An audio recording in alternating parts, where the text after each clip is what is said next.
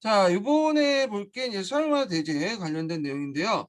자, 요거 이제 그 개론서 이제 읽기 전에 전반적인 내용들 한번 살펴볼게요. 자,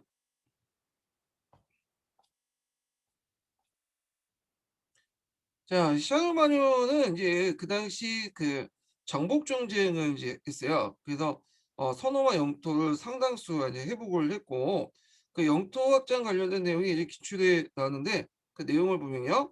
일단 그때 북부 이탈리아족이 있었던 롬바르족이 있죠. 이 롬바르족은 북쪽에 있으면서 이제 뭐 그 로마 교황도 괴롭히고 그랬던 민족인데, 서르마뉴 아버지 때 그 일부 땅을 이제 뺏어서 그 교황을 기증을 했다고 했잖아요. 근데 이제 그 아들이었던 샤르만 할 때 요 땅을 완전히 평정을 해. 이 롬바르족을 그래서 직접 통치하고, 그다음에 이제 섹슨족. 요때 섹슨족은 오늘날 벨기에 쪽 그 북부 독일 쪽에 있었던 민족이에요.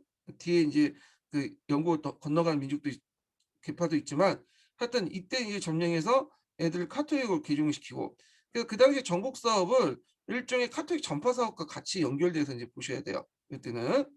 자, 그다음에 보헤미아와 오스트리아, 헝가리, 유구 일부를 점령을 했다. 그래서 정복을 해 갖고 엘바강까지 확장을 했고요. 그렇지만 이제 에스파냐는 공격했지만 실패했죠. 이게 예전에 한번 시험 문제 나왔죠. 노랑의 노예의 소재가 되었고요. 그다음에 이제 여기 잠깐 정복한 영토를 이제 보면요. 예. 영토가 안 나와 있네. 기본 강의 교재에 제가 씌워 놓은 것 같은데. 음. 자, 그래서 이 프랑크 왕국의 영토예요. 영토. 영토가 있는데 이렇게 있고 여기까지, 예, 확장이 됐죠. 여기까지. 여기까지 이제 프랑크 왕국의 영토인데, 근데 이게 눈여겨볼 게 뭐냐면 요쪽 남이탈리아까지는 공격하지 못했어요. 요 어차피 중부는 노만형이고, 요때 남이탈리아는 베네페트 공국이라는 그 공국이 있었어요. 공장력이. 예. 그래서 요 정도 영토를 확보를 했다. 요게 이제 기출문제 나왔으니까 좀 기억을 해 두시고요. 그다음에 그 당시 이제 프랑크 왕국이 있을 때 존재했던 이슬람 왕조는 후우메야드 왕조야. 후우메야드, 후우마이야 왕조라고 하죠. 그래서 여기를 쳤다가 잘 안 됐어. 그래갖고 이제 돌아와서 여기에 이제 프랑크 왕국과 이 우메야드 왕조 중간에 그 에스파냐 변경줄 이렇게 설치해요. 예. 그래서 여기에서 이제 변경령을 만들어 가지고 가독이 이제 그 뭐냐면 새 왕충 장치로 이렇게 삼았다. 이것도 이제 같이 기억을 해 두시고요. 자, 하여튼 이제 이렇게 있고, 그다음에 그 그래서 이제 그 피리 지배층의 통치 내용에서 보면 새로운 교구를 설치하고요. 정복지마다 이제 기독교, 카톨릭을 전파하는 과정에서 교구를 설치해. 교구를 설치한다는 건 어떤 의미가 있냐면 행정교육을 확대시켰다고 보시면 돼요. 그 당시에는 대부분 사람들이 문맹이었거든요. 글씨를 잘 몰랐어. 행정하려면 글씨를 좀 알아야겠죠. 근데 글씨를 알 수 있는 사람이 성직자 계층들이야. 그러니까 이제 성직자 계층들에게 교회를 세우고 정복지에, 그리고 카톨릭을 전파하면서 그 지역의 행정을 맡게 해준 거야. 예. 도맡게 하게 한 거죠. 그래서 이제 이런 교구는 그 카롤링거 제국의 카로스 대제의 이제 그 영토할장 할 때 행정구역을 어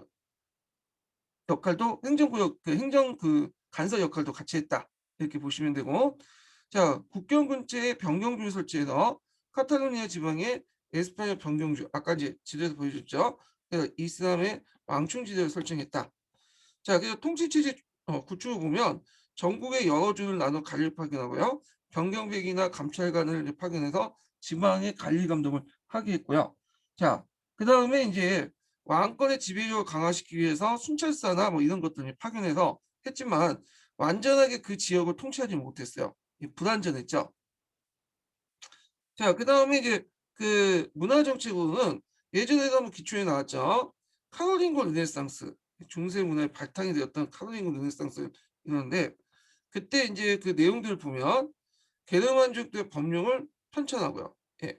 그래서 이제 있고, 그다음에 편찬 정비하고 그다음에 궁중학교를 아크시아 라샤페라는 궁중학교를 이제 설치하고요. 그다음 교회 학교 설립으로 교육을 장려했다는 거. 그다음에 이제 알킨 같은 사람들을 이제 모셔다가 학문을 융성시키고 그다음에 예전에 한번 시험 문제 나왔던 게 뭐냐면 그 소문자를 제정했죠. 알파벳 소문자. 카롤링고 소문자라고 하죠. 요건 서기에 없고 서강자에 있더라고요. 예. 그래서 이제 이 카롤링고 소문자를 만들었다. 예전에도 메로빙고 소문자가 있었는데 이게 좀 불편했나 봐요. 그래서 그걸 또 간소하게 만든 카롤링고 소문자를 이제 만들었다. 그래서 이것이 오늘날 알파벳의 소문자 기원이 되었다는 거. 이게 시민의 기출문제 나왔어.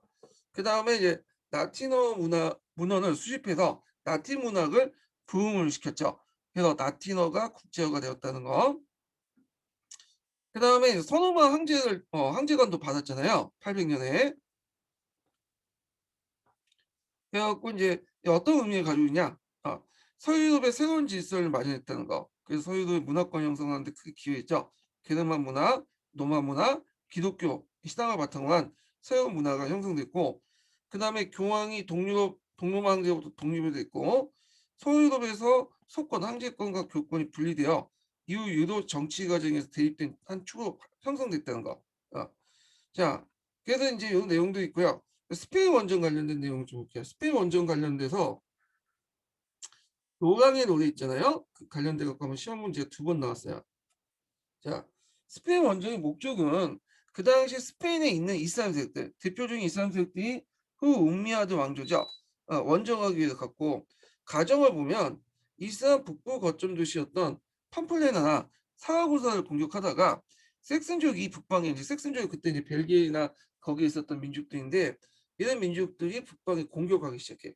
그래서 후방이 이제 공격당하니까 병력 빼서 이제 막아야 될 거 아니에요. 그래서 후퇴를 하는 도중에 피해선면 넘다가 바스크족의 기습을 공격받아요. 그래서 후방 부대를 지휘했던 젊은 장군이었던 로랑이 전사를 하는데 이 전투가 무슨 전투냐? 롱스부 전투야. 그래서 그 전투 쓰라는 문제가 나왔어요. 이 내용이 기출문제 나왔죠.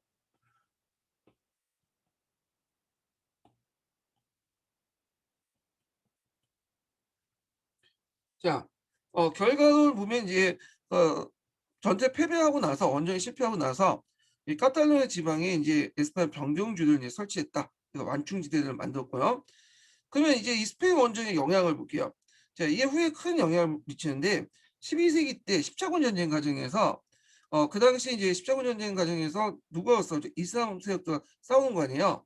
그러니까 예전 역사에서 이제 이슬람 세력들과 싸운 것을 보다 보니까 요 시기 때 카롤링고 왕 때, 카롤링고는 카로스 대제 때 그 당시 스페인 원정이 부각이 된 거야. 그래서 이것이 노랑의 노래라는 역사적 소재로 사용했고, 그래서 이걸 통해서 십자군 전쟁을 정당화시켰다. 자, 근데 이게 이 노랑의 노래 자체가 좀 왜곡이 많아요. 예. 자, 일단은 이게 역사적 기록문이 아니라 문학적인 어떤 서사를 바탕으로 했기 때문에 또 그 당시에 이제 그 정치적 목적이나 이런 의도에 따라서 만들어진 거죠.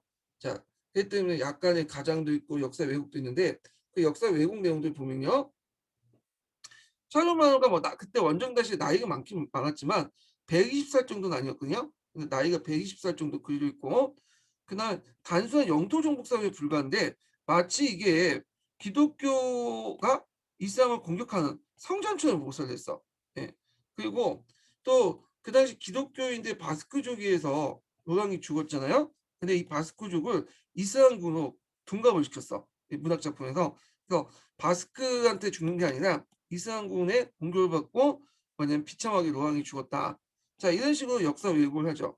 자, 그래서 우리가 그만큼 이슬람에 당했기 때문에 우리가 이제 십자군 전쟁을 하는 것은 당연한 정당한 거다. 물론 성지 순례나 이런 것도 있겠지만, 자, 그런 이슬람의 어떤 십자군 전쟁 과정에서 이슬람과 싸우는 십자군 전쟁 과정에서 만들어진 거다. 어떤 정치적 의도와 목적에 따라서. 그래서 이제 이런 내용들이 좀 기억을 해두시고요. 그래서 우리가 이제 롱스부 전투는 이슬람 세력들과 싸운 게 아니라 같은 기독교인들, 그 바스크족이라는 게 있어요. 그 페레사 북쪽에 바스크족도 있거든요. 지금도 분리운동해요. 그쪽이. 자, 하여튼 그 사람들 공격에 받고 후방부대에 의한 노랑이 전사했다. 요런 것들 좀 기억을 해 주시면 될 것 같아요. 자, 그러면 이제 관련된 이제 개론서 내용을 좀 읽어 보죠. 자, 피피네라드의 설리만누는 동시대 전기작가 아인하르트에 의하면 정력적이고 야심적이며 지용이 겸비한 위대한 정치가였다. 그는 롬바르드족을 완전히 평정해 직접 통치하기도 하고 동으로 진출하여 왕강을 저항을 했던 섹슨족을 굴복시켜 카톨릭을 개종시키고요. 다시 지금의 보헤미아, 오스트리아 그리고 헝가리 유고 일부 지역을 정복하여 동부 경계선 엘바강까지 확장시켰다. 자, 샤르만은 이러한 정복전쟁을 성직자를 동반해 피정국민의 민심을 수습한 한편 새로운 교구를 설치하고 아까 얘기했지만 그 당시에 전쟁이라는 것은 기독교 확장 정책이었죠. 확장. 이거는 뭐 샤르만뿐만 아니라 예전에 이제 피핀 때부터 그 기독교 세력과 연결되다 보니까 얘네들은 어떻게든 이제 정복 활동을 하면서 기독교를 뭐냐면 전파시키려고 했어요. 그래서 정복민들을 카톨릭을 이제 개종을 시키고 그런 활동이 예전부터 있었어요. 피핀 때부터. 예. 자, 그래서 이걸 통해서 자기의 어떤 세력을 뭐냐면 확대시키고 교황부터 인정받으면서 자권의 또 왕권의 정당성도 만연하고 그리고 거기에 교회를 세우면서 행정기구도 뭐냐면 확충시키고 뭐 여러 다목적이 있겠죠. 그다음에 국경 근처에 병경주 를 설치했다. 그래서 인제 이거는 그 에스파냐 원정 뒤에 설치된 거죠. 아까 지도에서 보여준 것처럼.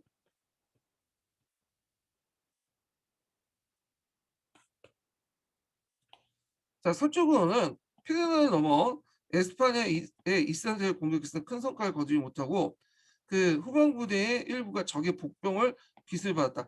마치 여기 적의 복병을 이슬람 세력처럼 이렇게 연상시킬 수 있는데 요때 적이라는 건 이슬람이 아니라 바스크족이에요, 바스크족. 자, 이것이 그 유명한 그 로랑의 노래다. 로랑의 노래의 소재가 되었다. 자, 샤르만은 에스파냐 정복을 실패했으나 피레네 산맥 남부의 카토리아 지역에 에스파냐 병경주를 설치해서 이슬람과 완충지대를 삼았다.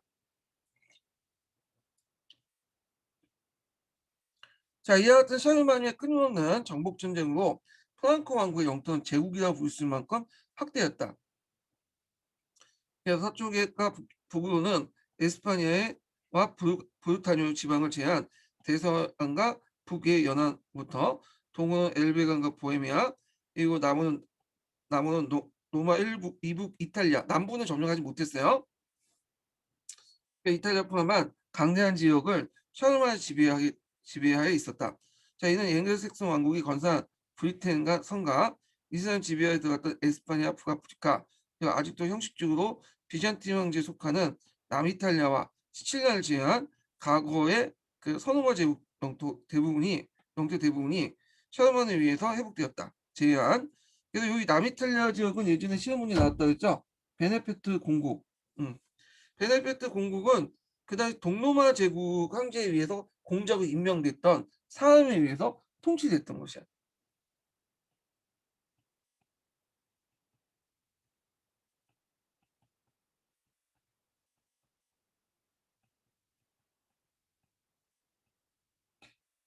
네. 그래서 이제 근데 어떤 책에 그 게시판에 보니까 공국이 뭐냐 이렇게 하신 분인데 공국은 공작이 통치하는 국가, 봉건 국가 이런 의미예요. 예. 그래서 요 좀 기억을 해주시고 뭐 간단한 상식이지만 자 그다음에 그는 여기에서 다시 이제 중부, 중앙 및 동부 유럽의 일부를 추가를 받았다. 추가한 것이다. 자, 이러한 사실을 고려한 것인지 그 동기가 정확히 알 수 없으나 AD 800년 크리스마스 날 로마에 방문할 미사를 참석한 샤르만의 머리에 교황 네오 3세가 서노마 제간을 얹혀주었다. 자, 비잔틴 황제는 처음에 놀라고 항의했으나 이후 정식으로 승인하였다. 뭐 일종의 거부, 형식상 예의를 차린 거겠죠? 예. 이제 일개 야만족 출신의 왕이 빛난 선호마 황제가 되었고 또 그것이 로마교회에 의해서 행해졌다. 자, 요부터 이제 의미가 나오죠. 그래서 그 카를로스 대제한테 선호마 제국 재간을 줬던 의미 보면 민족운동 이후에 유럽의 혼란이 안정되고 그리스도 교회를 매개로 로마 게르만의 중세 유럽에 새로운 질서가 수립됐다는 걸 뜻하는 것이고, 그다음에 샤르마 대관식은 한편으로는 교회와 국가의 긴밀한 유대 관계를 강화할 뜻하는 것이지만 후에 신성 로마 제국의 성립과 더불어 교권과 재권의 분쟁의 씨앗이 되기도 했다. 어, 저 결과 의미와 영향 이렇게 볼 수가 있겠죠. 의미, 이쪽은 영향. 음. 자, 그래서 이제 이렇게 이제 보고요. 그러면 이제 그 통치와 이제 문화를 볼게요. 자, 샤르마노는 새로운 정복지에 주교구를 설치한 한편 정부의 300주를 나누고 주백과 병병백을 뒀어요. 그래서 치안과 사법 및 군사를 관장을 했고, 그러나 민족 이동의 사회 정치적 혼란은 지방 분권적인 어떤 경향을 조장시켜 주백도 상당한 독립성을 유지했고, 이 나중에 주백이 독립을 해요. 그래서 일반 제후는 변신을 하죠. 예, 도굴 같은 게 토착색이 되고,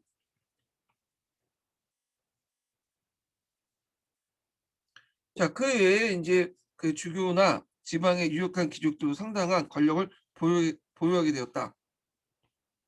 자, 이들은 중앙으로부터 통제하는 것은 왕의 그 명령과 왕이 파견한 순찰사 정도였다.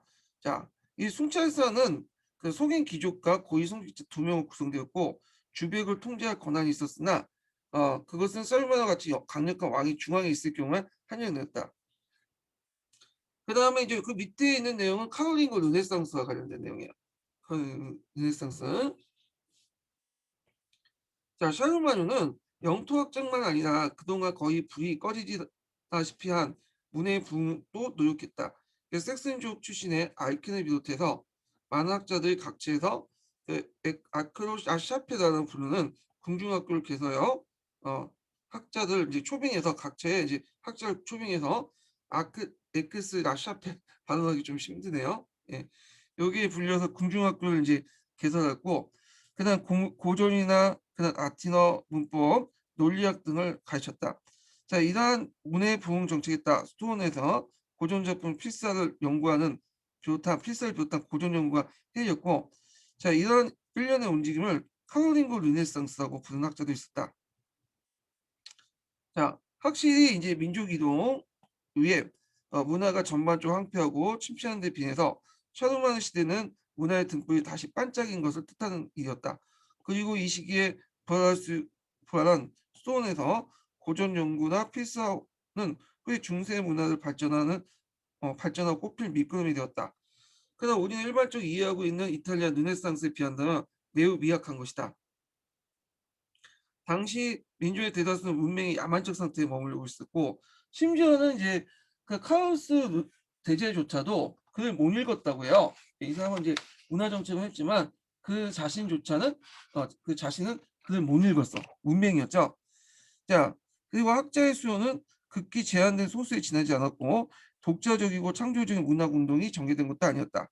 그럼 카롤린고 르네상스는 그동안 땅에 떨어지고 암흑에 가까운 어떤 상태에 미약하건 하나마 한 줄기 문화의 빛이 소생되었다고 이해하는 것이 타당할 것이다.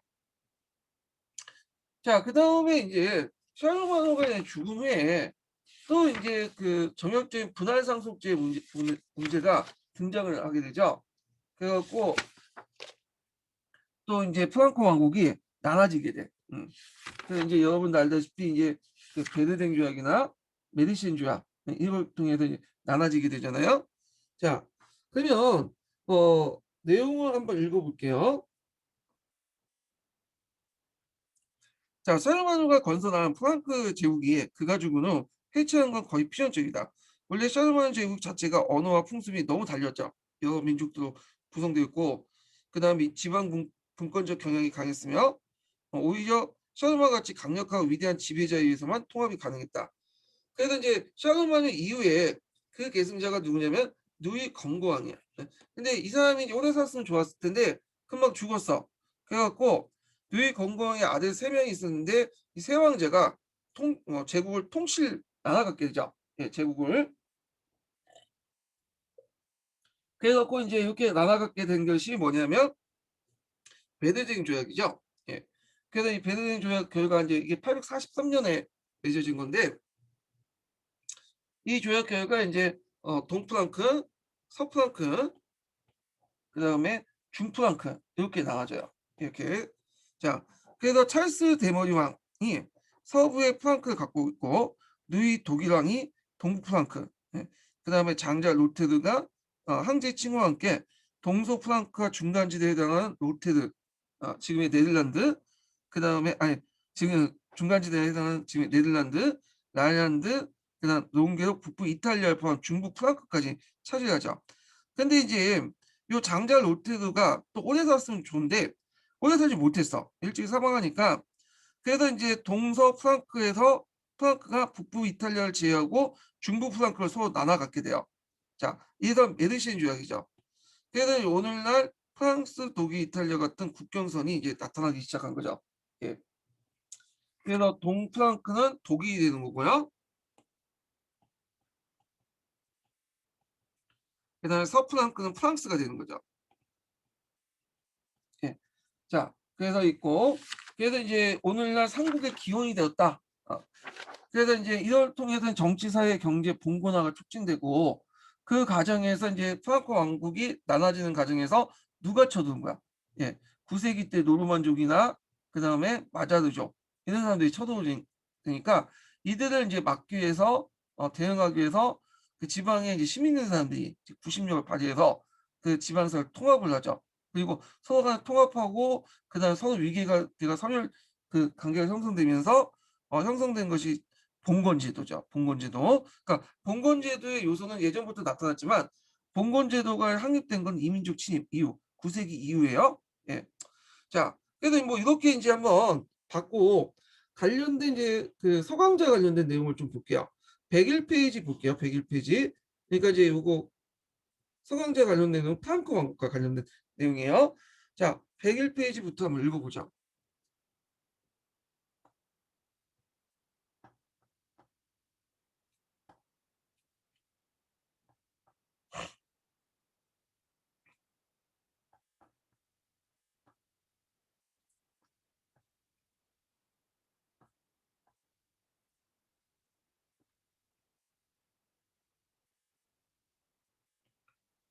자, 여기 보면 101 페이지의 이제 내용을 보는데 요거 뭐 다 읽을 수는 없고요. 예, 요 앞부분만 이제 건너뛰고 쭉쭉 건너뛰고 음 거기 이제 카오스 대제 부분만 좀 읽어 볼게요. 요 부분이 좀 중요하니까. 자, 두 번째 달려가 볼게요. 자, 피피누스 아들. 피피누스는 피핀이죠. 예. 서기에서는 인제 피피라는데 요즘에는 원어민을 그대로 원어 발음을 그대로 쓰는지 몰라도 이렇게 이제 피피누스 좀 약간 포기법이 다르더라고요. 자, 하여튼 피피누스의 아들이자 카루스는 아들이자 후계자인 카루스는 정복 전쟁을 통해 프랑크 왕국 영토를 확장시켰다. 자, 오랜 시간을 공들여 왕국의 동쪽에 위치한 작센을 정복하고 남동부의 바이에른을 종속시킬 뿐만 아니라 이탈리아 진출해 롬바르드 왕조죠. 예, 랑고바르드 왕국을 멸망시켜 프랑크인과 랑고바르드 왕이 되었다. 그다음에 에스파냐 지역도 원정하여 이슬람 세력이 피라네 산맥을 넘어오지 못하도록 단속했다. 결국에 이제 카로드스에 의해서 프랑크 왕국은 잉글랜드를 제외한 기독교 세계 대부분을 하나의 정치적 단위 속에 통합시켜 알쿠이누스의 표현대로 기독교 제국을 건설했다. 자, 카오스가 이렇게 전쟁에 승승장구할 수 있었던 비결은 2,000명에서 3,000명에 이르는 뛰어난 기병들이었죠. 자, 이 동원체제 확립에는 그의 할아버지인 방치인 그 카오스가 도입한 주종제에 크게 기여했다. 자, 카오스가 도입된 주종제 관련된 내용은 제가 앞에 설명을 했죠.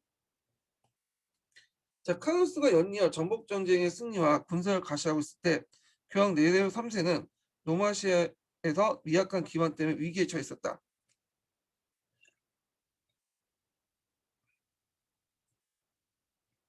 자, 교황은 파스칼리우스의 사주를 받은 아마 파스칼리우스는 교황을 위협했던 이탈리아 귀족 중에 한 명이었을 거야. 자, 하여튼 그 사주를 받은 자객이 자신의 목숨을 노리는 상황을 겪은 후에 카누스에게 직접 찾아가 도움을 요청했다. 카루스는 교회를 보호하고 노마의 질서를 바로잡기 위해 노마를 방문했으며 그 엄청난 재판을 통해 교황의 결백을 인정하고 상대 세력의 징계를 내리면서 질서를 바로잡았다. 자, 며칠 후 교황은 800년 성탄절에 성 베드로 대성당에 거행한 미사에 참여한 카로스에게 황제관을 수여함으로써 서유럽 지역의 새로운 황제를 출연시켰다. 카로스가 사전에 그 대관식에 인지하고 있는지는 다소 논란이 있었지만 주목할 부분은 그 대관식을 주도한 것이 로마 교황이었으며 로마인들의 전폭적인 향후 속에 그 의식이 거행됐다는 사실이다.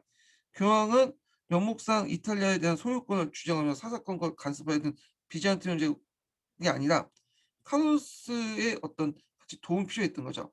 교황의 목적이죠. 그래서 언제든 교황을 보호해 줄 수 있는 동원 군사력이 필요했으며 이를 통해서 이탈리아 교황권의 안정적으로 회복하기 원했다. 그래서 교황의 정치적 목적이에요. 정치적 의도가 있죠. 교황 입장에서 왜 이 사람에게 뭐냐면 그 서노마 제국 황제관을 줬느냐 그걸 할 때 요걸 쓰시면 되겠죠. 자, 그 교황은 대관식을 통해 또 그 하나님을 대신해 황제를 선택하고 그에게 신성한 권위를 부여하는 지위가 있음을 만천에 또 드러나고자 했다. 정치적 포 정치적인 어떤 의도도 있었지만 이런 또 뭐냐면 그 종교적 의도도 있었죠. 예. 자, 그 재간의 소유권을 독점했다고 믿었던 비잔틴 제국은 카로스 황제의 대간을 재간의 창탈로 이제 간주할 뿐만 아니라 혹시라도 그가 정복 정제에 이끌 걸 우려를 경계했다. 자, 이때 이제 비잔티움의 군사적 충돌과 장기간의 협상을 거치고 나서 비로소 이제 카로스 황제는 황제를 인정받았. 이때 황제를 인정받았다는 것은 교황이 받은 서노마 황제관을 그 후에 비잔티움 제국이 황제가 인정해 줬다는 거야. 예. 그래서 대신에 어느 지역을 떼줬냐? 카로스 제국은 베네치아 달마치아를 양보했어. 그리고 로마인의 황제단 칭호를 사용하지 않겠다고 약속했어. 자, 두 가지 조건을 수용하고 나서 그다음에 황제 위치를 인정받았다. 어, 비잔틴 제국부터. 자, 요게 예전에 기출문제 나왔어요. 이렇게. 자, 요거 좀 기억을 해두시고. 자, 그다음 제국의 통치에 관련된 내용을 볼게요. 자, 카오스는 서유럽 지역 대부분 아울르는 거대한 제국을 형성하기까지 타고난 능력을 발휘했다. 그러나 제국을 구성하는 다양하고 이질적 사람들과 상이한 문명의 통일성을 부여하고 융합하는 과제를 완수하기에는 많은 난관이 있었다. 자, 그와 같은 역할을 수행하는데 가장 유용한 기반은 종교, 즉 기독교였다. 기독교 군주를 포방한 카오스는 정복한 지역마다 수도원을 건설할 뿐만 아니라 제국의 중심지인 아엔에 궁전을 짓고 통치 중심지로 삼았다. 저 아엔은 꼭 기억을 해두세요. 이게.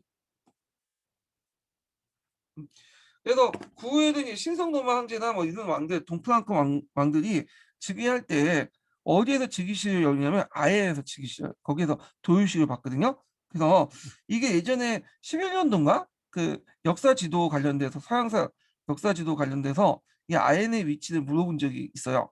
예, 그래서 이 아엔의 위치를 기출문제 풀어보면서 한번 보세요. 여기가 상당히 신성한 곳이야. 오늘날 따지면 상당히 예루살렘 비슷한 그런 역할을 했던 게 아엔이거든요. 동일 지역에서. 그래서 이 아엔의 위치 정확하게 좀 파악을 해두세요.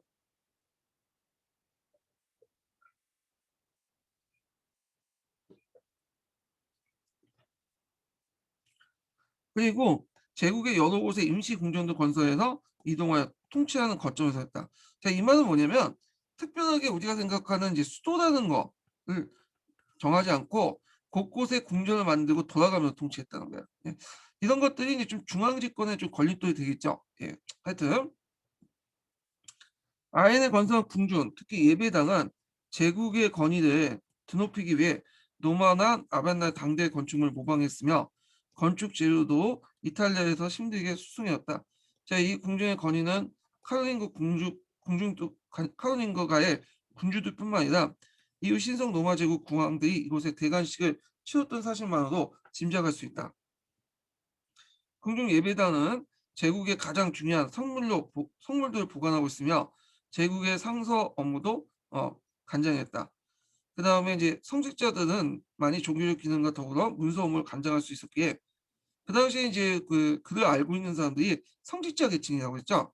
그래서 인제 이들이 주로 알고 있기 때문에 주로 이들이 간증을 할 수 있었기 때문에 국왕 주변의 고위 성직자들은 그와 같은 역할을 담당하면서 왕국 및 국왕의 정책의 활동에 깊이 개입하고 자문할 수 있었다. 자, 그래서 인제 요렇게 있고요. 그다음에 인제 쭉 읽어 보면 여기에서 인제 지식인들의 이제 활동, 카톨릭 르네상스와 관련된 내용이 있어요. 자, 그럼 한번 읽어 볼게요. 자, 6 세기에서 8 세기 때 고조 문명에 대한 기억은 희미해졌지만 보에티우스나 이시도로스 등 고대의 지식과 문화를 중세에 전달한 지식인들이 개별적으로 활동하고 있었다. 요거 중에 이시도로스라는 사람을 좀 기억을 해 주세요. 이 이시도로스가 이시도로스 문서를 만들어요. 이시도 컬렉션이라고 보시면 돼요. 그래서 그 문서직에 뭐가 있냐면 콘스탄트 기진장이 있어. 콘스탄트 기진장. 예. 그래서 어떤 분은 이제 이걸 관련된 문제 나올 때 앞에서 콘스탄트 기진장 관련된 문제 나올 때 이 콘스탄트 기진장보다는 이시도스 문서가 많다라고 얘기하시는 분도 있는데 요건 좀 틀리죠. 왜냐면 우리가 여유당 문집에 있잖아요. 정영을 쓴 여러 책들을 묶은 여유당 문집을 있고 그 밑에 뭐 목민신서나 뭐 이런 여러 책들이 있잖아. 근데 목민신서를 물어보는데 여유당 전서를 쓰면 맞게 해 주겠어요? 틀리죠. 예. 그러니까 이시도스 문서 자체 안에 문집들이 있고 서술이 있고 이 서류 중에 자료 중에 하나가 콘스탄트 기진장이기 때문에 이런 문제 나올 때는 이시도스 문서 쓴 게 아니라 콘스탄트 기진장을 써야 돼. 예. 그래서 뭔가 좀 약간 뭐냐면 차이를 두고 싶고 특별히 튀고 싶다 하신 분들이 꼭 있잖아요. 이상한 명칭을 걸고 쓰시거나 어 이렇게 하시는 분들이 많더라고 뭔가. 근데 요런 것들을 이제 쓰시면 틀릴 가능성이 많아. 예. 교수들이 그렇게 모든 걸 다 알고 있는 건 아니거든요. 자, 그래서 그냥 통상적으로 쓰고 있는 명칭을 쓰시는 게 제일 좋아. 튀지 말고. 자, 그럼 계속 읽어 볼게요. 자, 그 가운데 카톨릭과 르네상스가 불리는 형상이 주목할 만한데 카루스 형제가 아인의 궁전의 대표적인 학자들 불러 모아 통치에 도움이 될 문화적 종교적 혁신을 추구했기 때문이다. 자, 카루스는 문화적 활동에 관심이 많았는데 어 781년에 이탈리아 원정을 전후로 당대 최고의 지식인들과 접촉할 기회를 갖게 되었으며 그들은 자신들의 궁전의 대의고와 궁중학교를 활동할 수 있게 했다. 자, 성직자의 교육 수준을 향상시키고 기독교의 선교를 위해 고대 교육 정통과 어, 교육의 정통과 문화를 재발굴하고 축적하는 것이 시급하다고 판단한 듯하다. 자, 요크 출신의 이 잉글랜드 출신이죠. 아, 그래서 알키누스인데 알퀴라고 하죠 보통. 예, 알쿠이누스라고 되거든요. 하여튼 포기법이 그런 거고. 자, 알킨이 중심이 된 궁정의 지식인들은 정확하고 통일성 있는 테스트 복구를 노력했고 그 과정에서 만들어진 것이 뭐냐면 카로lin구 소문자죠. 어, 그래서 요거 좀 기억을 해주세요. 정확하고 통일성 있는 테스트를 복구하는 과정에서 카로링 소문자라는 표준적인 글자체를 고안했다. 예. 요게 예전에 기출문제 나왔죠. 자, 요때가 이제 10년도인가 그랬을 거예요. 이게 오래됐어요. 그래서 서강자는 그때 나오진 않았고 서양 중세사에 있는 내용들이 이제 나왔거든요. 거기에서. 예. 이게 나중에 서강자에 이제 그 내용이 실려 있는 거고. 예. 하여튼 내용을 또 보면 라틴어 문법도 정비돼 중세 라틴어가 확립되었고 요때 이제 라틴어가 일종의 국제어가 됐죠. 이 과정에서. 그러니까 중세 유럽인들이 꼭 알 언어가 라틴어잖아요. 예. 그래서 이제 이 라틴어 문법 정리 과정에서 라틴어가 유럽 중세 국제어가 됐다. 이렇게 보시면 돼요. 실용적 측면에 중시되어 칠자육학은 종교 활동과 학문의 기초를 이뤘다. 예. 칠자육 교과와 관련된 내용은 뒤에 이제 중세 대학 할 때 교육할 때 좀 더 얘기를 해볼게요. 자, 전반적으로 이러한 활동들은 제도 교육의 이제 제도 교회의 발전과 성직자 양성이라는 좁은 의미의 목표에 초점이 놓여져 있지만 결국엔 카오스 제국의 문화적 혁신에 기여하는 결과를 가져왔다. 자, 궁중학교는 후에 성당 및 스톤 학교의 모델이 되었다. 자, 그리고 카롤린고 스톤에서 본격화된 필사 작업과 서적 제작으로 인해 상당수 고대 저작들이 손실되지 않고 대체로 9세기 때 필사본 형태로 오늘까지 전해지고 있다. 자, 이와 같은 문화적 업적을 비잔틴 제국에 비해 천박했던 카루스 궁전의 건의와 위험을 높이는 데 기여했다. 자, 그럼에도 불구하고 카루스 시대에 이루어진 문화적 혁신이 르네상스하고 용어를 사용할 만큼 지적적이고 일관된 문화 형상인지, 그리고 카루스가 이 같은 흐름을 주도했다고 평가할 수 있는지 어, 여전히 논란이 되고 있다. 이건 학문적 논쟁이니까 이렇게 넘어가기도 하고요. 자, 그다음에 이제 내용을 또 밑에 볼게요. 자, 이 밑에는 지방 통치와 관련된 내용인데 한번 볼게요. 자, 그 각 지역에서 이제 토착 귀족들이 영향력을 행사하고 있었기 때문에 카루스는 그들에게 백작이라는 지위를 하사하고 지방관을 임명했다. 자, 이는 봉의 하사를 통해, 봉이라는 것은 봉토죠, 봉. 그러니까 충성의 대가로 해서 봉토를 하사했다는 거예요. 그래서 이때 이제 형성된 그 귀족들을 대해서 두 가지 견해가 있어. 하나가 이 귀족들이 카로lin고 시대 때 형성된 귀족들이 일종의 후에 어, 중세 귀족들과 연결한다. 우리 9세기 이후에 그런 학자 견해도 있고, 아니다. 이 카로lin고 시대 때 형성된 귀족들과 그다음에 뒤에 나타난 중세 귀족들, 그러니까 이제 장원 봉건제 형태의 귀족들은 좀 다르다. 그런 두 가지 견해가 있거든요. 근데 서양사 총론에서는 중세 귀족들과 이 카로lin고 시대 때 귀족들하고 다르다는 관점을 취하고 있어요. 이거는 학문적인 논쟁이니까 참조해서 이제 들으세요. 예.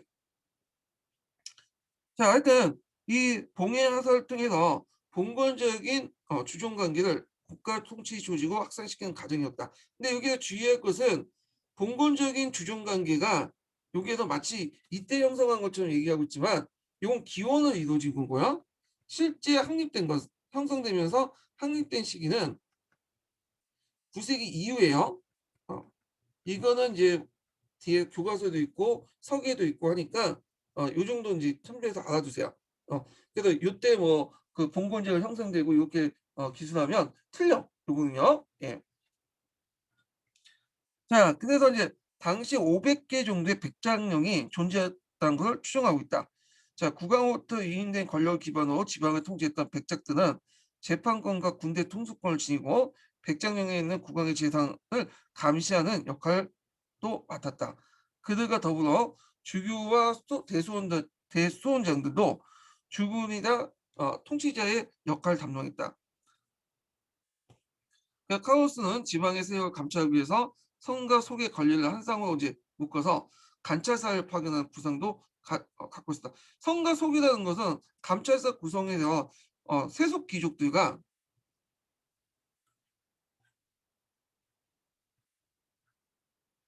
성직자들을 패키지로 묶어가지고 감찰사를 이제 파견한다는 거죠. 예. 감찰사 이렇게 되는데 하여튼 관련된 내용이고, 이거 관찰사로 돼 있지만 이거는 이제 그 서기에서는 순찰사로 돼 있죠. 순찰사.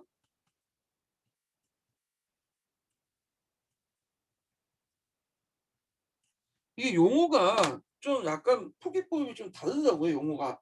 그 이유는 예전에 한번 얘기했지만 한국사나 이제 동양사는 명확한 표기법이 있어요. 한국사 같은 경우에는 이제 그 그 표준 안에 따라서 이제 기록을 하고 있고, 중국사 같은 경우에는 번역하는 거 한문을 번역하잖아요. 그러다 보니까 표기법이 거의 대부분 일치해.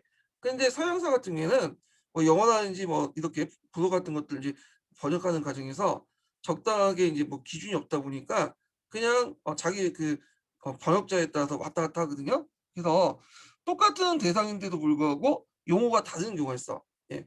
그때는 이제 서계라든지 서강자에 있는 용어, 우리가 보는 기본서 용어를 쓰시는 게 제일 좋을 것 같아요. 이거는요.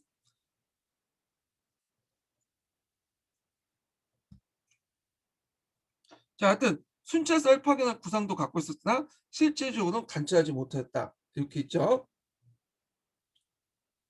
그래서 인제 이건 "구상만 했다." 이렇게 돼 있지만 서기에서는 마치 "파견됐다."라고 돼 있어요. 예. 순찰선을. 그래도 약간 이제 표현이 좀 뉘앙스가 좀 다르죠. 자, 그다음 일관된 이제 통치 기반을 확립하기 위해서 작센이나 투리엔, 프리스탄트 같은 전복된 지역에 대해 간섭벌을 성문화시켜 그 법전을 이제 편찬하였고, 예, 그러니까 계룡안 부족법들을 인제 뭐냐 정리했다 이렇게 보시면 돼요. 앞에 이제 계룡안 부족본 있죠. 그래서 제국 전체에 통된 법령을 또 반포했다. 자, 그렇지만 이제 제국의 통치를 위해 체제를 구현하기 위해서 적지 않은 한계가 있었다. 자, 시간이 경과되면서 카오스 제국의 봉건화 경향은 진전됐고, 이 봉건화 경향이 인제 강하게 나타난 것이 9 세기 이후죠. 자, 이민족의 침입을 통해서 봉건화 경향이 강하게 나타났고요. 자, 하여튼 이렇게 해서 인제 한번 인제 봤고요. 자, 카로lin거 제국의 분열은 인제 각자 보세요. 요거는 앞에 기본적인 사실들만 좀 보시면 될 것 같아요. 여기는 이합집산 싸운 것까지 쭉 나와 있는데 굳이 이걸 이제 볼 필요 있나? 하는 것 정도의 내용이니까 이제 보시면 되고, 다만 여기 지도에서 인제 보는 게 뭐냐면 그 당시 이제 메르셴 조약 이후에 분열됐잖아요, 세계 국가로. 그래서 위치만 좀 파악을 해 두세요. 서프랑크 왕국은 여기고요. 오늘날 프랑스 지역과 거의 대부분 일치하죠, 영역이. 그다음에 동프랑크 지역은 요 지역이에요. 예. 오늘날 독일 지역과 인제 거의 일치하죠. 독일과 오스트리아 지역. 거기에 또 여기 보헤미아 지역 있죠? 이 보헤미아 지역은 체코 지역이야, 오늘날. 체코 지역. 요 지역이. 그다음에 인제 여기 보면 이탈리아 왕국 지역 있죠? 예, 이탈리아 왕국. 이렇게 해서 서프랑크와 동프랑크 제약, 이 북부 이탈리아 왕국 지역, 중부는 교황령이고, 그다음에 남부는 동로마 황제 밑에 있었던 베네토트 공화국이요. 자, 베네토트 공국이고요. 자, 요 지도를 이제 좀 봐 두시고요. 이게 이제 9 세기 때 지도예요, 9 세기 때. 자, 그러면 인제 9 세기 이후에 이제 이민족들의 침입 내용을 이제 볼게요.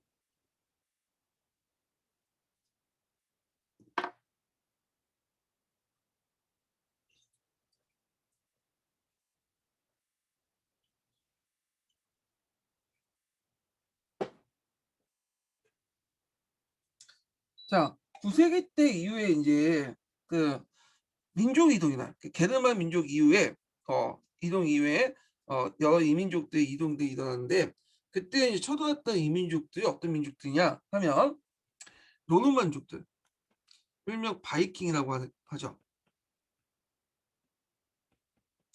이 바이킹은 인제 노르만들이 탔던 인제 뭐냐 배죠, 배. 그래서 이 노르만이고, 그다음에 두 번째로는 그 당시 유목민족이었던 음 마자르족이 쳐들어와, 마자르족. 그리고 해안을 통해서 누가 또 들어오면 이슬람 세력들이 들어오죠. 그 이슬람 세력들이 시칠리아를 점령하죠. 예. 그 외에도 뭐 여러 민족들 쳐오는데 아마르족이라든지 동료 쪽에 불가르족, 이런 민족들이 이제 쳐들어와요. 불가르족들이 도나우강에 정착해서 오늘날 불가리아의 어떤 선조가 됐던 민족들이에요. 자, 그래서 인제 이렇게 인제 받고 막 이민족이 쳐들어오는데, 자, 이때 굳건하게 인제 프랑코 왕국이 딱 버티고 있었으면 이들 물리쳤겠죠. 근데 문제는 프랑코 왕국이 분열돼 있었어. 예, 분열돼 있었고, 그러다 보니까 이제 이민족들의 침입을 이제 대응하는 과정에서 지방에 이제 있는 힘 있는 사람들 중심에서 뭉치게 되죠. 그러면서 인제 봉건 제도와 장원 제도가 형성되기 시작해. 예. 자, 그러면 이민족의 침입 관련된 내용을 이제 읽어 볼게요. 동서프랑크 왕국을 비롯한 유럽 전체가 9 세기 후반부터 10 세기 거쳐 제2차 민족 이동이라고 부르는 노르만족을 비롯한 이민족의 침입으로 격심한 시달림을 받게 되었다.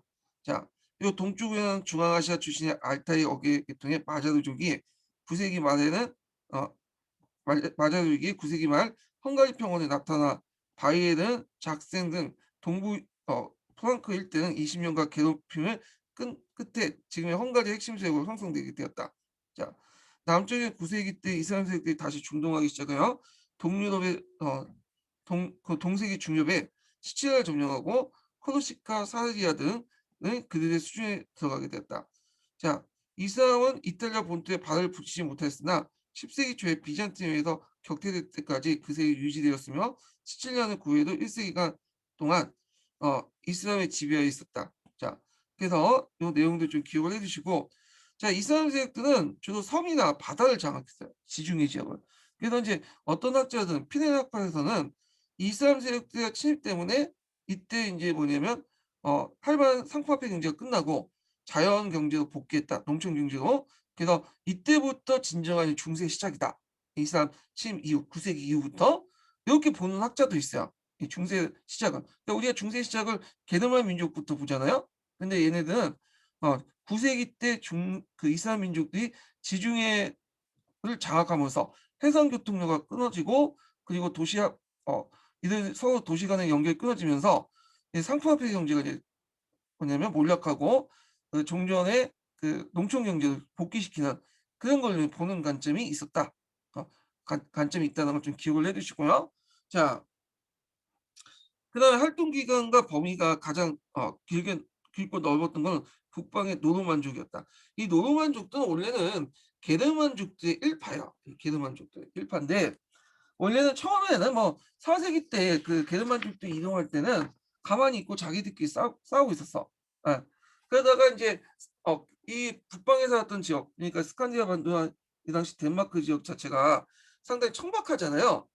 근데 인제 그 지역에서 자기들끼리 인제 뭐냐 치고받고 싸우고 있었는데 인구가 계속 늘어나니까 요 지역에서 이제 먹고 살 만한 게 없는 거야. 어.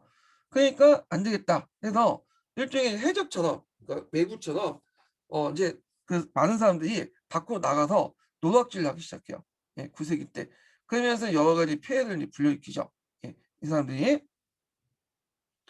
자 하여튼 그들은 스칸디아 반도와 지방의 덴마크에 거주하는 게르만족 계통의 부족으로서 모험이 강하고 해양에 능한 사람들이었다.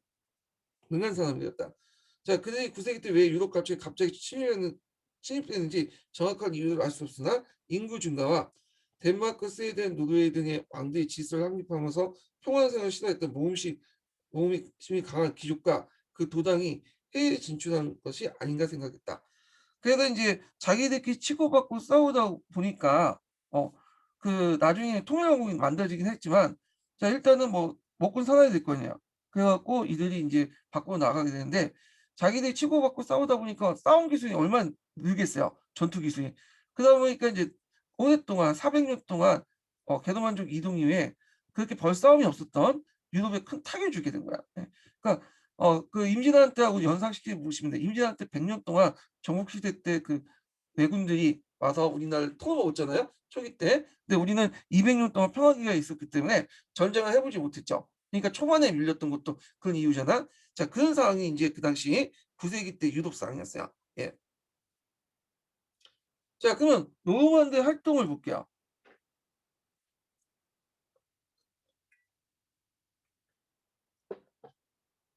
자 노르만 활동 들어가기 전에 두 번째 인증번호 알려드릴게요. 두 번째 인증번호는 60 번이에요. 두 번째 인증번호 60 번입니다. 자 노동의 활동 내용은 제가 요걸 통해서 정리 좀 해 볼게요. 심화 규제를 통해서 한번 정리를 해 보겠습니다. 자 일단 노동만족들은 이제 그 해안가나 그 강길을 통해서 약탈을 했거든요. 자 그러다 보니까 인제 그 서프랑크에서 상당히 노동만족들의 공격을 받고 심지어는 파리까지 공격을 받게 돼요. 파리를 또 약탈까지는 못했지만 그 주변 지역을 다 약탈시키고 그래서 인제 '안 되겠다.' 그래서 왕이 고심고심해 갖고 이 노르만족의 한 추장이었던 로로에게 프랑스 서부 지역을 떼줘. 요 지역을 이 노르만디 지역을 떼주죠. 그래서 "나를 좀 보호해 달라. 요 파리 지역을." 근데 이제 이 노르만족들의 특징이 뭐냐면 바이킹의 특징이 뭐냐면 일단은 한 번 이게 주종 관계를 맺고 이럴 때는 계약을 맺으면 끝까지 지켜요. 예. 왜냐하면 얘네들은 상업 활동을 또 같이 하기 때문에 상업에서 제일 중요한 신뢰잖아요. 신뢰가 깨지면 장사를 못 하죠. 자 일단 얘네들이 딱 노르만디를 딱 지키고 있으니까 더 이상 이제 뭐냐면 쳐들어오지 못하죠. 다른 노르만족들이 얘네들에 비해서 다 격퇴당하고. 자 그래서 하여튼 이 노르만디 공국이 이제 여기 그냥 만들어졌고, 이 노르만디 공국의 뒤에 월렴이라는 사람이 어 어디까지 정복? 잉글랜드를 공격하죠. 그래서 잉글랜드에 노르마 왕조를 만들죠. 자, 그럼 잉글랜드 친위를 보자. 자, 잉글랜드는 예전에 이제 켈튼족이 있었잖아요. 여기죠. 켈튼족. 네, 켈튼족이 이제 여기 스코틀랜드나 웨일즈나 그다음 아일랜드로 도망갔다고 했죠. 그 자리를 이제 앵글색슨 왕국도 있었는데, 자, 이때 인제 대인, 그러니까 덴마크 쪽에 덴마크에 있었던 노르만족들이 바다 건너서 건너와요. 그래서 잉글랜드 동부 지역을 이제 점령하게 되는 거야. 그래서 이 지역에 데일로라는 지역을 만들어. 데일로를. 그래서 이제 데일로와 관련된 내용이 그 밑에 사에서 계속 있는데 이건 좀 이따 읽어보고, 그리고 이제 좀 있다가 앞에서 이 노르만디 공국에 있었던 원리엄이 이 노르만 왕조를 만들죠. 그래서 인제 봉건 제도를 유럽 영국에 이식돼 시켰는데, 근데 이때 봉건 제도는 그 프랑스의 봉건 제도와 좀 달라요. 그래서 왕권을 바탕으로 한 강력한 봉건 제도이기 때문에 중앙 집권적 봉건 제도라고 하죠. 자, 이거는 나중에 좀 영국사 할 때 좀 얘기를 하고요. 자, 그다음에 시칠리아에는 그 당시에 누가 있었어요? 이3 세가 있었잖아요. 그래서 시칠리아를 점령하고 남부 이탈리아를 건국해요. 그래서 시칠리아의 한 개 왕국, 남부 이탈리아의 또 한 개 왕국, 두 개의 왕국을 세우죠. 그래서 이걸 양시칠리아 왕국이라고 해요. 양시칠리아 왕국. 자, 러시아 같은 경우에는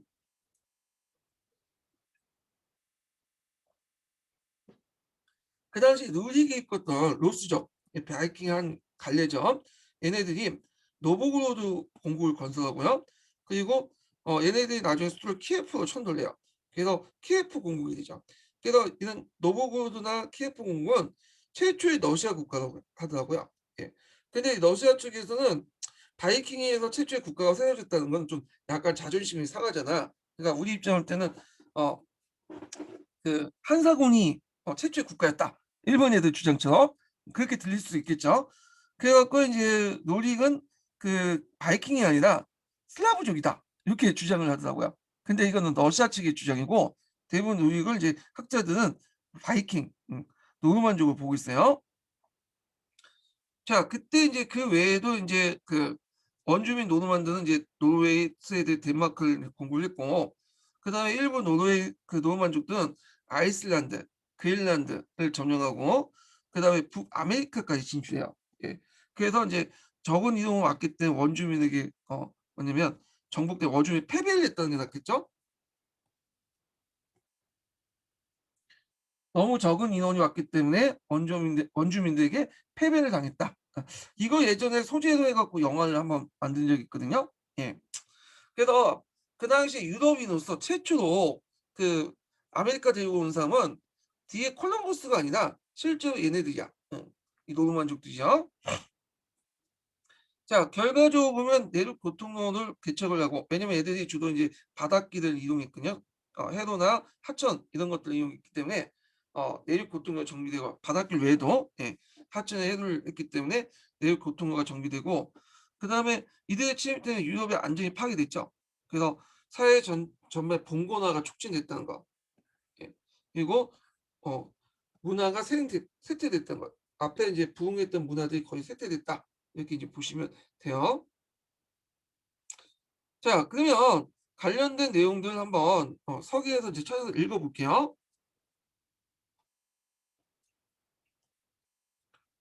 자, 스웨덴의 노르만은 동유럽 슬라브족의 땅을 진출했다.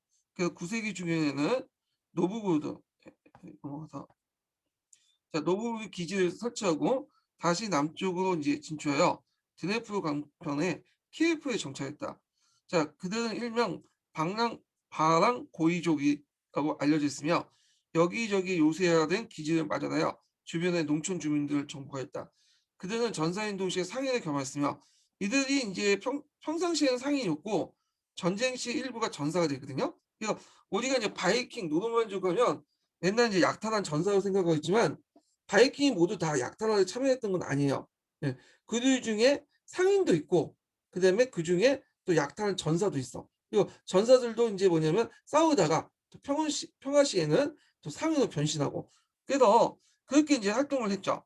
자, 하여튼 이들은 인제 모피나 꿀, 그리고 포로로서 노예가 된 자들 상권 삼아서 콘스탄티노플 교 콘스탄티노플과 교육을 했고 때때는 침략자로 변하여 공격을 가하기도 했다. 그래서 10세기 이제 반란고위족 그러니까 루스가 이끌었던 반란고위족은 현재 서부 러시아 지배자가 되고 이 땅은 넓은 땅 키예프궁이 지배하는 최초의 러시아 국가가 되었다. 자, 그다음에 노르만은 북해와 대서양도 추진했으나 이 방면에는 노르웨이와 덴마크 출신의 노르만 활동이 더욱 활발했다. 더욱 활발했다.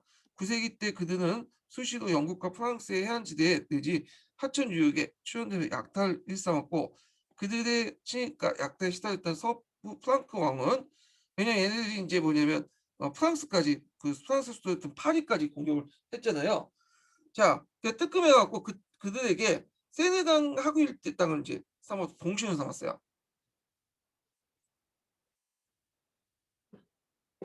자, 이것이 후에 커져서 노르망디 공국이 되죠. 그리고 11세기에 그들은 일부가 멀리 지중해 진출하여 시칠리아 이슬람으로부터 탈환했고 남이탈리아에 나라를 세운 한편 양시칠리아 왕국이죠.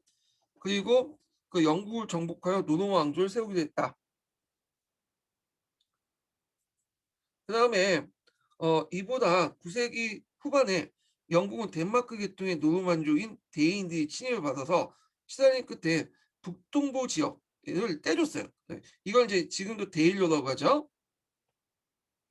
그래서 이들은 후에 이제 그리스도 개종해서 앵글색슨에 융합하게 되었다. 그러니까 지금 덴마크의 데일로에 거주했던 사람들은 다 영국인들 이제 융합이 돼요. 근데 얘네들의 특징이 뭐냐면 처음에는 막 와서 약탈하고 침략하지만 땅을 떼주고 한 곳에 정착하면 또 특유의 친화력을 이제 발휘해서 얘네들 상인 길이 있잖아요. 곧바 정착을 했고요. 예. 그래서 오히려 이제 다른 이제 그 노노만족들 부족들 막는데 큰 역할을 하죠. 쉽게 정착을 하고 융화되는 게 특징이야. 그래서 데일로도 그렇고 데일로의 지방 거주했던 그 노르만족 그렇고 앞에서 언급했던 뭐 노르만디 공국이라든지 그다음에 뭐 키예프 공국 이런 애들도 한국에 정착하면서 그 지역의 뭐 슬라브나 게르만들 지역하고 이제 문화하고 융합이 돼 버려요. 예.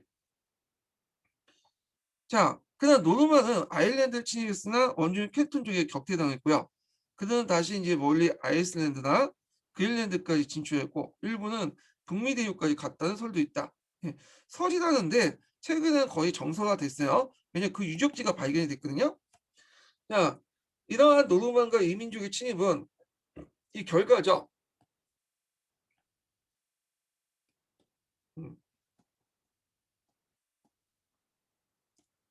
노르만과 이민족의 침입은 가깝스럽게 이루어진 질서회복과 안전을 완전히 파괴했고 그래서 사회 전반적인 봉건화를 촉진하고 부흥하는 듯 보였던 문화도 완전히 사라지는 형편이 되었다. 자, 서부 프랑크는 대부분 수도원이 노르만의 약탈과 파괴 대상이 되었고 왜냐하면 이 수도원 자체가 이제 뭐냐면 여기에 보석들이 되게 많았어요. 기중품들이. 그래서 저 여기가 약탈 대상이 되었어.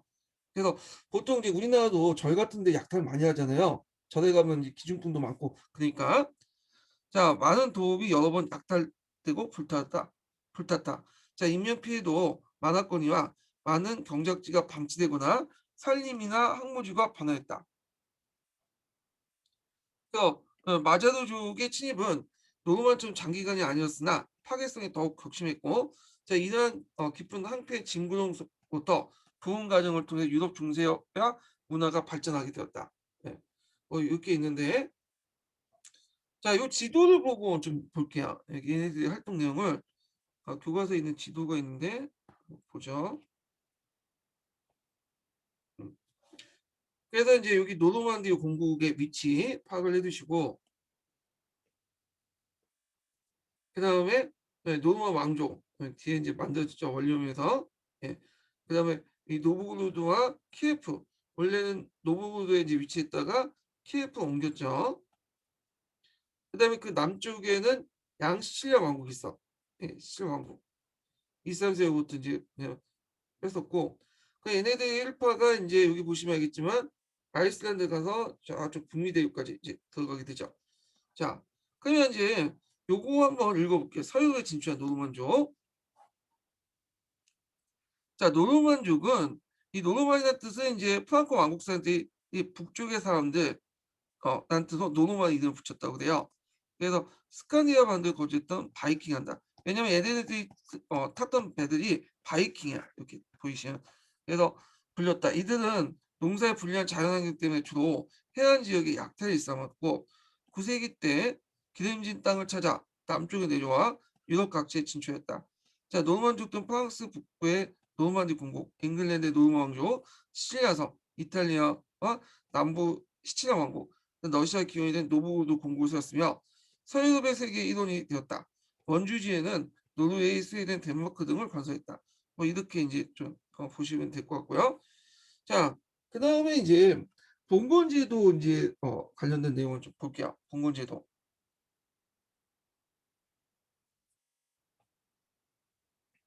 자, 이 봉건제도는 예전에 기출문제 자주 나왔어요. 근데 요즘에는 안 나오더라고요. 왜냐면 딱딱 끊어지는 데가 없어. 여기가 이제 너무 그리고 끊어진데도 좀 쉬워.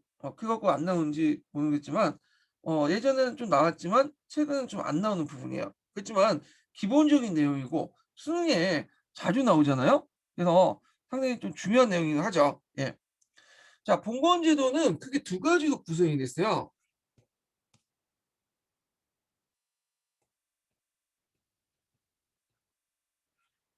자, 봉건제도는 그러니까 작은 의미의 이제 봉건제도가 있고 큰 의미의 봉건제도 이렇게 이제 볼 수 있는데, 자, 보통 작은 의미의 봉건제도는 정치적 관계, 이 주종제도에서만 한정돼서 얘기하죠.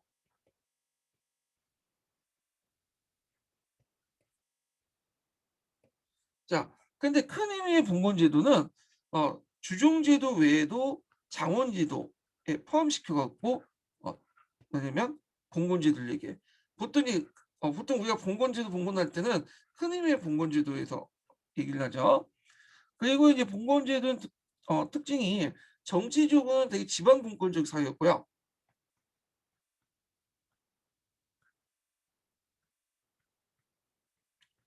사회 경제적으로는 장원제였고, 네, 군사적으로는 주종 관계를 이제 바탕으로 성립됐다.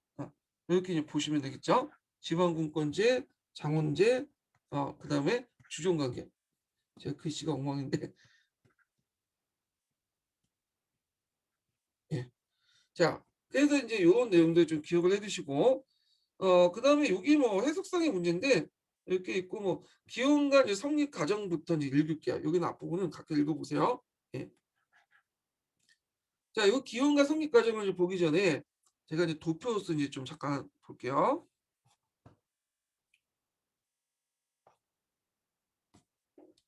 자, 봉건 제도의 기원에 대해서 이 노마설과 게르만설 두 가지가 대입을 했는데 일단 그 주종 관계 측면에서 보면 노마적 요소와 게르만족 요소가 있어요. 그래서 노마적 요소는 그 크리엔테이지라고 하죠. 피보호자, 보호자, 피보호자 관계죠. 이거 예전에 기출문제 나왔죠.